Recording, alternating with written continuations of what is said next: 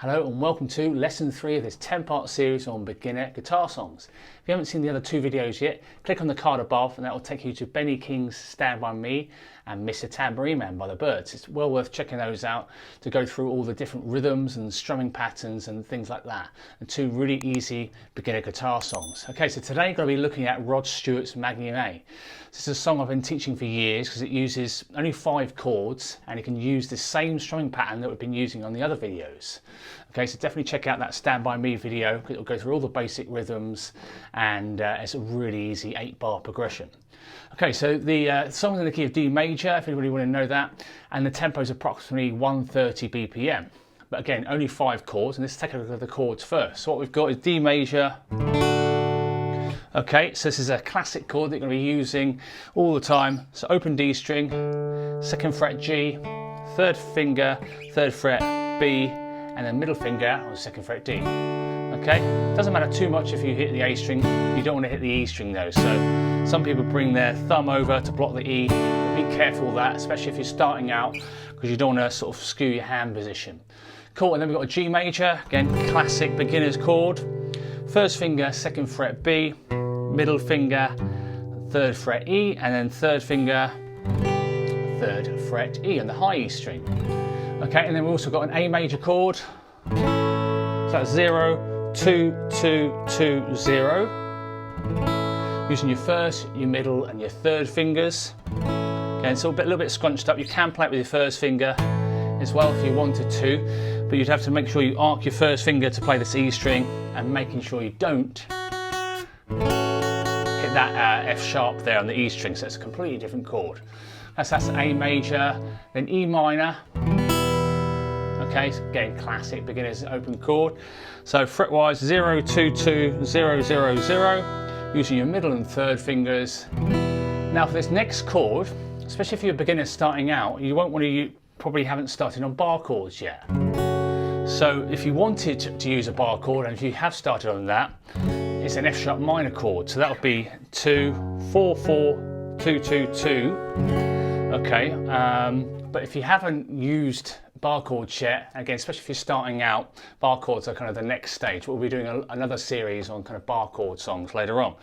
But I've got this kind of substitute chord that you can play really nicely. It sounds fantastic and can use it instead of the F sharp minor, just in case you haven't done bar chords. So here what you're going to do is put your 1st finger on the 2nd fret of the G string, 3rd finger, 4th fret of the A, and then little finger on the 4th fret of the D string. And then play the open B and E strings. Now another cool little shortcut is when we do this verse section and this 3rd line of the verse, what you can do is temporarily use the E minor and play it with your 3rd and 4th fingers, and then you can just slide it up 2 frets and use your 1st finger on the 2nd fret of the G.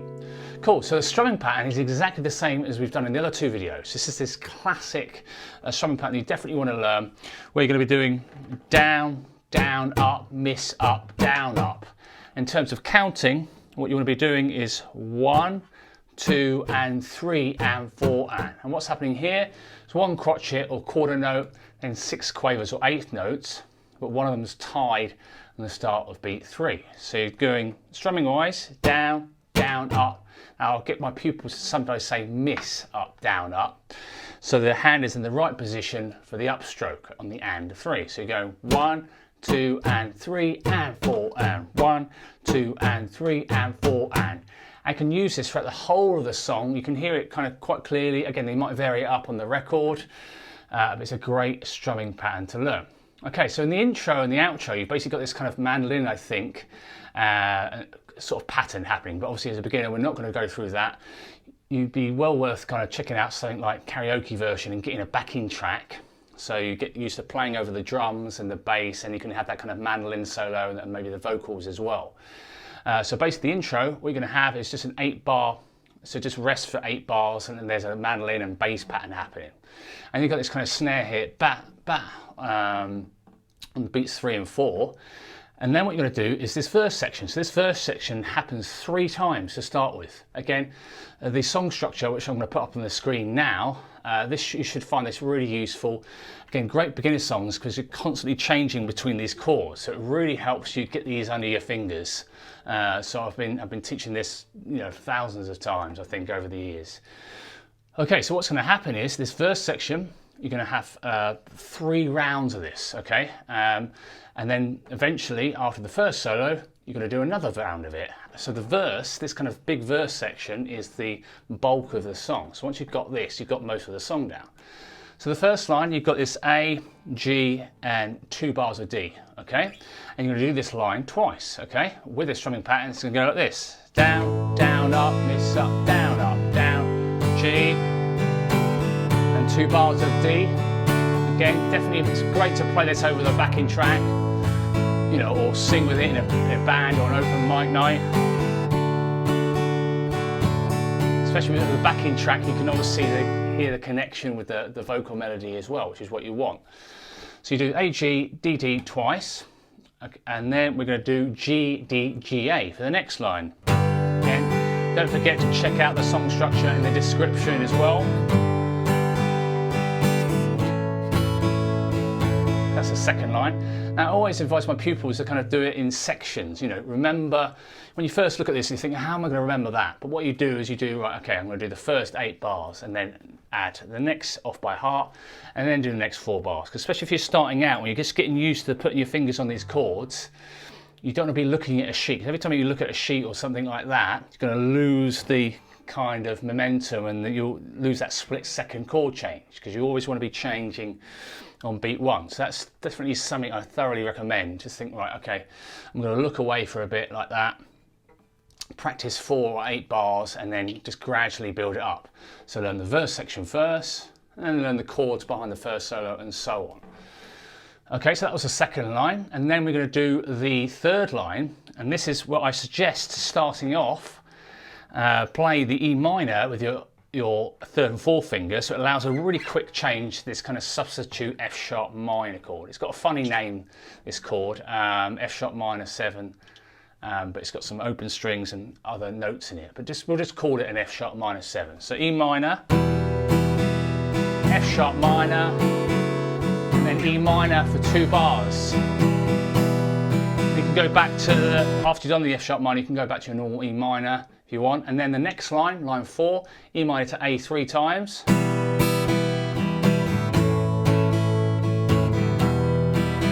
Okay. So really nice chord progression, really rich sounding chords, and then the final line of this verse section is 2 bars of D. And you're going to do that 3 times in total. So what I'm going to do now is just play that whole of that verse section. So again, really nice. Definitely check out a karaoke version or something like that to get a nice backing track, because it's a really nice upbeat song. It's just got great melodies in the vocals and the mandolin and everything else. So it's going to play the whole of the verse. Okay, we're just going to do 3 times to start with. So A to G, then 2 bars of D. We're going to do that all again.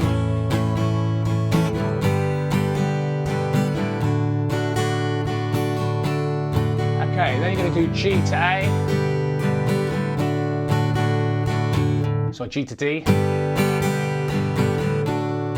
then G to A,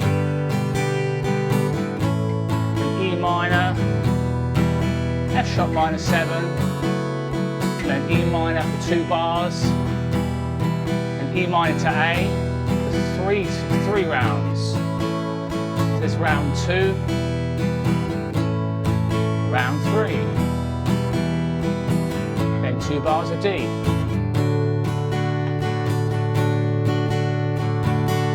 Cool, so then we've got this, it's a really cool kind of pentatonic solo. If you haven't seen I've done a video series on soloing with the minor pentatonic. There could be another series on the major pentatonic, so click on the card above if you wanted to learn some cool soloing techniques. So this solo is in the key of D major.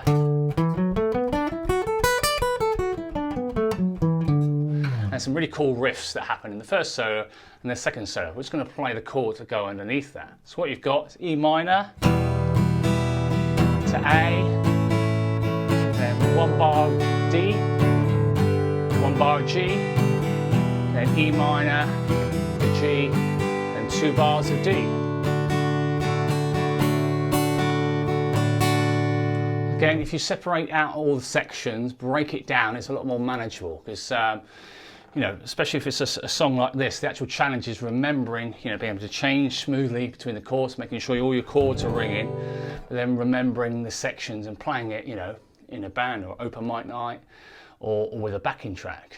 So that's the chords underneath the first solo. And then you've got another verse, exactly the same as, so there's 4 verses in total, exactly the same as the verse section we did before.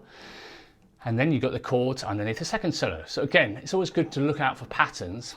Now the second solo is basically twice the length of the first solo, so it's the same chords, but you just knock off the last 2 bars of D. Okay, so it's basically, think of it as 2 times 2, but cut short. So let me just play all of the second solo. E minor, A major, D, then G, E minor, G, and 2 bars of D. Then do it all again, E minor, A, D, G, E minor, G. Now for this bit, there's not actually much good for this next bit, the outro. It starts off where very minimal guitar, because it's got that kind of mandolin pattern. But I've played this in kind of school concerts and things. What I suggest to my pupils is for the first few rounds of this outro, just play it nice and quietly, okay? And it's basically this 4-bar loop. Okay, again, it's predominantly mandolin and bass, you know, to start with. It builds up, the drums come in, the vocals come in, but it's basically based around a 4-bar loop. So it's D major, bar 1, then bar 2 is E minor, bar 3 is G, and then bar 4 is D. And you've got to loop that round, so remember to go bar 1, bar 2, bar 3, and bar 4, and just loop it round, bar 1. And it kind of builds up with that really awesome mandolin section. And that's all the parts. So again, it's a great song to learn. It's a classic kind of 60s, 70s song. It's a great song to play live as well. I've played this for years in sort of school concerts and band stuff. So hope you've enjoyed the video. Again, so any tab or guitar profiles and things like that you see on the screen, they will be available to download on the online shop coming soon to jsmusicschool.co.uk. So keep your eye out on that. There'll also be a kind of email sort of subscription kind of thing where you can kind of just sign up for, you know, monthly newsletters. So yes, if you please subscribe and hit that bell icon if you haven't already, and give it a thumbs up if you've enjoyed the video, and feel free to leave any comments or questions in the comments section below. Yeah, and check out jsmusicschool.co.uk, which will be you'll be able to download files, tabs and things like that, and backing tracks and all sorts of other things. Cool, so thanks very much for watching, and I'll see you next time. Cheers, bye.